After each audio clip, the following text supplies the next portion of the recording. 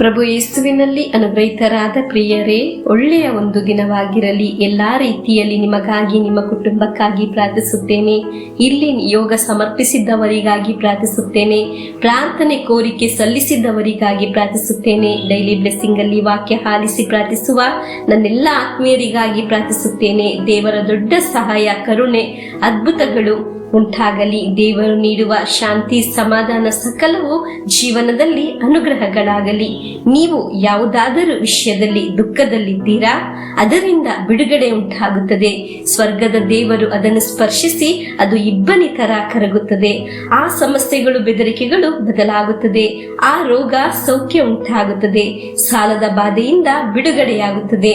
ನಿಮ್ಮ ಜೀವನದಲ್ಲಿ ಮಿಗಿಲಾದ ಕಾರ್ಯಗಳನ್ನು ದೇವರು ಮಾಡುತ್ತಾರೆ. ದೇವರ ವಾಕ್ಯವಾಗುವ ಬೆಳಕು ನಿನ್ನಲ್ಲಿ ಉಜ್ವಲಿಸಲು ಪ್ರಾರಂಭಿಸುವಾಗ ನಿಮ್ಮ ಜೀವನದಲ್ಲಿ ಅಂಧಕಾರ ಮಾಯವಾಗುತ್ತದೆ. ಸ್ವರ್ಗದ ದೇವರು ನಮ್ಮ ಜೀವನದ ಕತ್ತಲೆಯಿಂದ ಬಿಡುಗಡೆ ಮಾಡುತ್ತಾರೆ. ಹಲ್ಲೆಲೂಯಾ. ಅನೇಕರು ಕೆಲವೊಮ್ಮೆ ನೋಡಿ ಹೇಳುತ್ತಾರೆ, ಅವರಿಗೊಂದು ಒಳ್ಳೆ ಕೆಲಸವಾಯಿತು, ಅವರಿಗೊಂದು ಒಳ್ಳೆ ಮನೆಯಾಯಿತು, ಅವರ ಎಲ್ಲಾ ಕಾರ್ಯಗಳು ನಡೆಯುತ್ತಿದೆ, ನನಗೆ ಮಾತ್ರ ಏನು ಆಗಿಲ್ಲ, ನಾನು ಮಾತ್ರ ಜೀವನದಲ್ಲಿ ಸೋತು ಹೋಗಿದ್ದೇನೆ, ನನಗೇನೋ ಶಾಪವಿದೆ ಎನಿಸುತ್ತದೆ ಎಂದು. ಇಲ್ಲವಾದರೆ ನನಗೆ ಮಾತ್ರ ಯಾಕೆ ಹೀಗೆ ಆಗುತ್ತದೆ ಎಂದು ದುಃಖ ಪಡುವವರು ಇದ್ದಾರೆ. ಅವರಲ್ಲಿ ಹೇಳಲೇ, ಪ್ರಿಯರೇ, ನೀವು ಈಗ ಸಮರ್ಪಿಸಿ ಪ್ರಾರ್ಥಿಸುವುದು ದೇವರಲ್ಲಿ, ದೇವರ ವಾಕ್ಯದಲ್ಲಿ. ಹಲ್ಲೆಲೂಯಾ. ಇಂದಿನ ವಾಕ್ಯ ಯೋವಾನನ ಶುಭ ಸಂದೇಶ 15ನೇ ಅಧ್ಯಾಯ 5ನೇ ವಾಕ್ಯವನ್ನು ಆಲಿಸೋಣ. ಹೌದು, ನಾನೇ ದ್ರಾಕ್ಷ ಬಳ್ಳಿ, ನೀವೇ ಅದರ ಕವಲು ಬಳ್ಳಿಗಳು.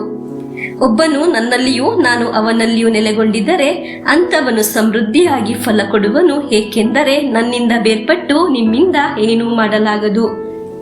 ಪ್ರಿಯರೇ, ದೇವರ ವಾಕ್ಯ ಆಲಿಸುತ್ತಿರುವ ನನ್ನಲ್ಲಿ, ನಿಮ್ಮಲ್ಲಿ ದೇವರು ಹೇಳುವ ಮಾತಾಗಿದೆ. ನಾನು ದ್ರಾಕ್ಷ ಬಳ್ಳಿ, ನೀವು ಕವಲು ಬಳ್ಳಿಗಳು. ದ್ರಾಕ್ಷ ಬಳ್ಳಿ ಕವಲು ಬಳ್ಳಿಗಳ ತರ ದೇವರಲ್ಲಿ ಅಂಟಿಯಾಗಿದೆ. ದೇವರ ವಾಕ್ಯ ಆಲಿಸುವ ನಾವು ಸೇರಿ ನಿಲ್ಲುವುದು ದೇವರಲ್ಲಿ ಆಗಿದೆ. ಹಾಗೆ ಅಂಟಿ ನಿಲ್ಲುವುದರಿಂದ ಪ್ರಯೋಜನ, ಆ ವ್ಯಕ್ತಿ ಧಾರಾಳ ಅನುಗ್ರಹಗಳನ್ನು ಅನುಭವಿಸುತ್ತಾನೆ, ಫಲವನ್ನು ಹೊರಡಿಸುತ್ತಾನೆ, ಅವನ ಜೀವನದಲ್ಲಿ ಉಳಿತು ಉಂಟಾಗುತ್ತದೆ. ಕಾರಣ, ಯಾವುದರೊಂದಿಗೆ ನಾವು ಸೇರಿ ನಿಲ್ಲುತ್ತೇವೋ ಅದು ನಮ್ಮನ್ನು ಅನುಭವಿಸಲು ಪ್ರಾರಂಭಿಸುತ್ತದೆ. ಅದರ ಒಳಿತು ನಾವು ಅನುಭವಿಸಲು ಪ್ರಾರಂಭಿಸುತ್ತೇವೆ. ಒಂದು ಹಳೆಯ ಗಾದೆ ಇದೆ, ಮಲ್ಲಿಗೆ ಹೂ ಕಲ್ಲಿನ ಮೇಲೆ ಚೆಲ್ಲಿದರೆ ಆ ಕಲ್ಲಿಗೂ ಮಲ್ಲಿಗೆ ಸುವಾಸನೆ ಉಂಟಾಗುತ್ತದೆ ಎಂದು. ನನ್ನ ಕಾರ್ಯಗಳು ನಡೆಯುತ್ತಿಲ್ಲವೆಲ್ಲ ಅವರಿಗೆಲ್ಲ ಲಭಿಸುತ್ತಿದೆ ಎಂದು ಚಿಂತಿಸಬೇಡ. ದೇವರ ಒಟ್ಟಿಗೆ ನಿಲ್ಲುವ ನೀನು ಫಲಭರಿತನಾಗುವೆ. ಹಲ್ಲೆಲೂಯಾ. ದೇವರ ವಾಕ್ಯವಾಗಿದೆ ಹೇಳುವುದು, ಆ ವಾಕ್ಯವಾಗಿದೆ ನಾವು ಆಲಿಸಿರುವುದು. ನಾನು ದ್ರಾಕ್ಷ ಬಳ್ಳಿ, ನೀವು ಕವಲು ಬಳ್ಳಿಗಳು ಎಂದು. ಡೈಲಿ ಬ್ಲೆಸ್ಸಿಂಗ್ ಅಲ್ಲಿ ವಾಕ್ಯ ಆಲಿಸುವ ನೀವು ದೇವರಲ್ಲಿ ಒಟ್ಟಿಗೆ ನಿಲ್ಲುವ ಒಬ್ಬ ವ್ಯಕ್ತಿಯಾಗಿ, ಕುಟುಂಬವಾಗಿ ವಾಕ್ಯವನ್ನು ನೀವು ಶ್ರದ್ಧೆಯಿಂದ ಆಲಿಸಲು ಪ್ರಾರ್ಥಿಸಲು ಪ್ರಾರಂಭಿಸುವಾಗ ನೀವು ದೇವರಲ್ಲಿ ಸಂಬಂಧ ಇರುವ ವ್ಯಕ್ತಿಗಳಾಗಿ ಬದಲಾಗುತ್ತೀರಾ. ಹಲ್ಲೆಲೂಯಾ. ದೇವರು ನಮಗೆ ದೃಢಪಡಿಸುತ್ತಿದ್ದಾರೆ. ನಿಮ್ಮ ಜೀವನದಲ್ಲಿ ನೀವು ಫಲಭರಿತರಾಗಿ ಒಳ್ಳೆ ಒಂದು ಮನೆ ನೀಡಿ, ಒಳ್ಳೆ ಒಂದು ಆರೋಗ್ಯವನ್ನು ನೀಡಿ, ಸಂಪತ್ತನ್ನು ನೀಡಿ, ಸಂತೋಷವನ್ನು ನೀಡಿ, ವಿಶ್ವಾಸವನ್ನು ನೀಡಿ, ಒಳ್ಳೆ ಸಂಬಂಧವನ್ನು ನೀಡಿ ನೀವು ಒಳ್ಳೆ ಫಲಭರಿತರಾಗಿ ಬದಲಾಗುತ್ತೀರಾ ಎಂದು. ಹಲ್ಲೆಲೂಯಾ. ಪ್ರಭುವೇ, ದ್ರಾಕ್ಷ ಬಳ್ಳಿಯೊಂದಿಗೆ ಸೇರಿ ನಿಲ್ಲುವ ಕವಲು ಬಳ್ಳಿಗಳ ತರ ನಾನು ನಿಮ್ಮೊಂದಿಗೆ ಒಟ್ಟಿಗೆ ನಿಲ್ಲುತ್ತೇವೆ. ನಮಗೆ ತುಂಬಾ ದುಃಖವಿದೆ, ನೀವು ನನ್ನನ್ನು ಫಲಭರಿತರಾಗಿ ಮಾಡಿರಿ.